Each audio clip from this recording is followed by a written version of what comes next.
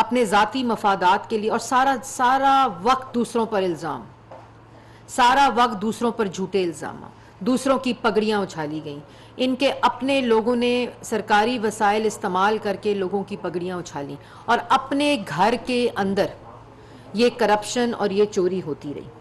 اس کے بعد یہ بھی بڑا امپورٹنٹ ہے کہ ایک طرف آپ عوام کو تکلیف میں ڈالی رکھا، یہ عوام کے لیے بھی سمجھنے کی بات ہے۔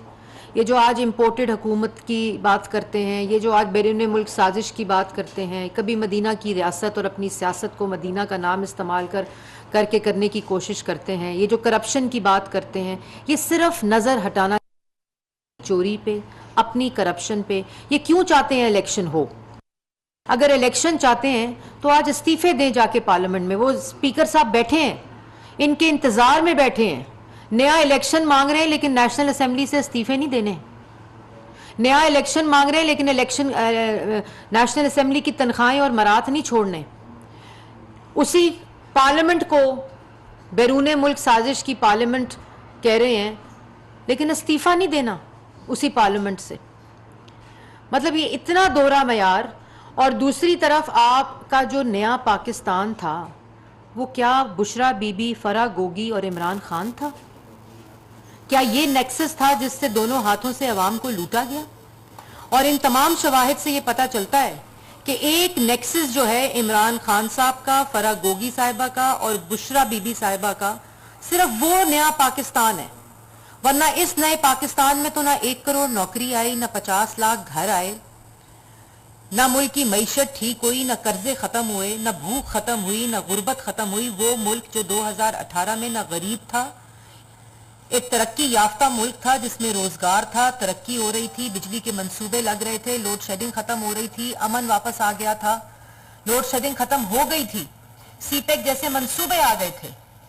آپ نے اس ترقی یافتہ خوشحال ملک کو بے روزگار کر دیا، غریب کر دیا، اور صرف امیر ہوئے آپ، فرح گوگی اور بشرا بی بی، اور انگوٹھیوں کے اوپر ملک کے مفادات کو بیچا۔ 5 کیرٹ آپ نے ملکی مفادات کی قیمت 5 کیرٹ کی انگوٹھی لگائی۔ مطلب یہ تو اتنی شرمناک بات ہے کہ آپ نے اپنے ذاتی مفادات، ذاتی ایسٹ، ذاتی انکم کے لیے لوگوں سے انگوٹھیوں کی ڈیلیں کی، توشہ خانہ کی گھڑیاں بیچی۔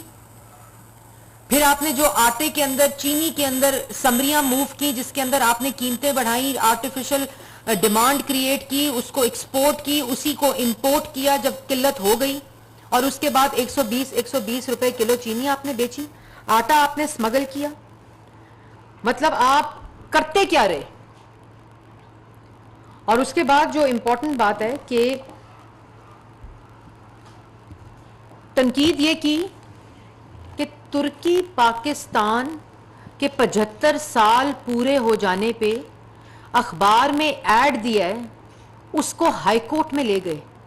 اتنی بینک کرپسی ہے ان کی انا اور ضد کو دیکھیں آپ کہ اس 2 ممالک کے درمیان 75 سال کی دوستی سیلیبریٹ ہو رہی ہے، جن ممالک کے انویسٹرز کو انہوں نے ناراض کیا، جو منصوبے بند کیے، چاہے وہ چینی منصوبے ہوں، چاہے وہ ٹرکش منصوبے ہوں، انویسٹمنٹس ہوں، چاہے وہ سعودی عربیہ کی انویسٹمنٹس ہوں، چاہے وہ قطر کی انویسٹمنٹس ہوں، چاہے وہ جاپنیز انویسٹمنٹس ہوں، 4 سال سب کچھ بند کر دیا۔ صرف شہباز شریف کے ساتھ حسد میں، ضد میں، انا میں آپ نے ٹرکش کمپنیز کو نیب کے جیلوں میں ڈالا۔ اور آج جب وزیر اعظم وہاں گئے کہ ان کا ڈالا ہوا گند صاف کریں، ان کا مچایا ہوا جو آگ لگائی ہے اس کو بجھائیں جا کر، ہمارے سر شرم سے جھک گئے جب انہوں نے 4 سال کی داستانیں سنائیں کہ کس طرح انویسٹرز کو، دوسرے ممالک کے انویسٹرز کو جو آپ کے دوست ممالک ہیں، جب وہ انویسٹمنٹ مسلم لیگ نون کے دور کی لائی ہوئی اور پروجیکٹس تھے، آپ نے اپنے سیاسی انتقام کے لیے آپ نے ان لوگوں سے بدلہ لیا، آپ نے ملکی مفاد کو انگوٹھیوں میں بیچا، گھڑیوں میں بیچا، اور اس کے بعد آپ نے ان انویسٹمنٹس کو ختم کیا۔ آپ کر کیا رہے تھے؟ اور آپ اس کو ہائی کورٹ میں لے گئے۔ آج کیا میسج آپ نے دیا کہ پاکستان تحریک انصاف جو ہے وہ ترک پاکستان دوستی کے خلاف ہے؟ 75 سال مکمل ڈپلومیٹک جو سال مکمل ہو رہے تھے اس کو سیلیبریٹ کرنے کے لیے یہ اشتہار دیا گیا. اور ترکی میں جو سیلیبریشنز تھی, جہاں لوگو انویل ہوئے, جہاں ان کی سیلیبریشنز تھیں, اور جس طرح انہوں نے استقبال کیا پاکستان کے وزیر اعظم شہباز شریف صاحب کا, اسی کو تو دیکھ کر ذہنی حالت خراب ہے.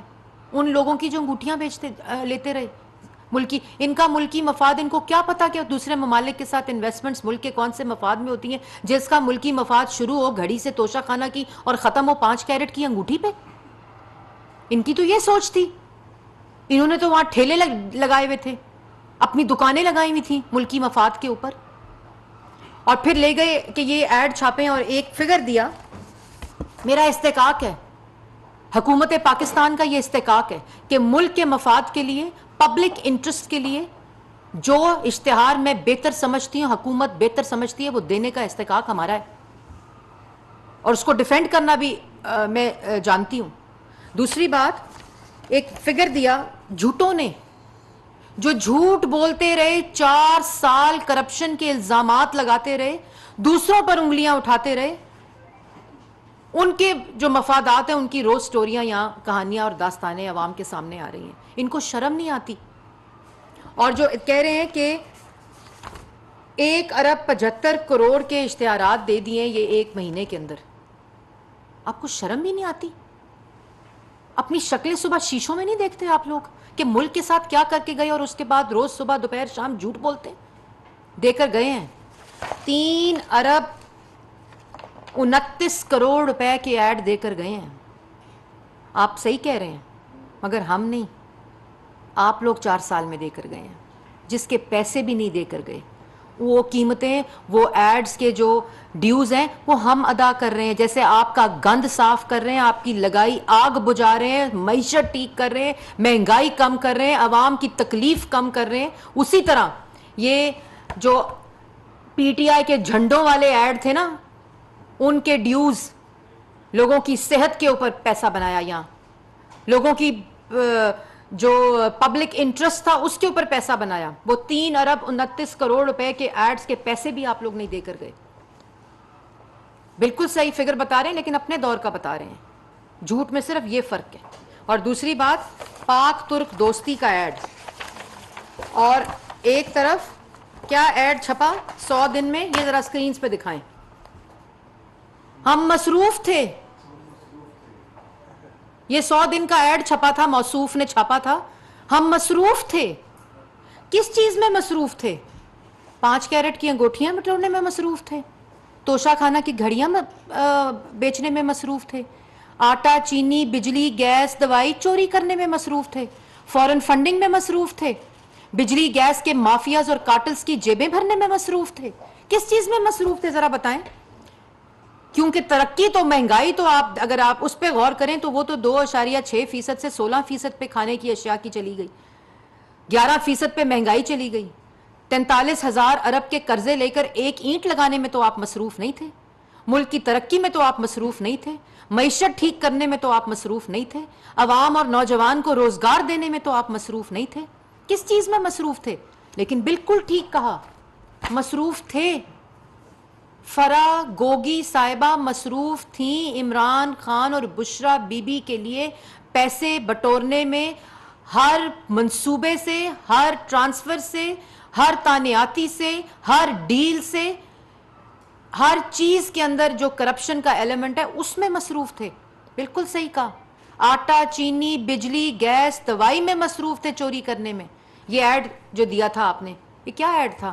اور یہ ایڈ دینے والے پاک ترک دوستی کا ایڈ 75 سال پورے ہونے پر اپنی سیاست کے لیے ہائی کورٹ لے گئے, اور وہاں سے بھی جواب مل گیا.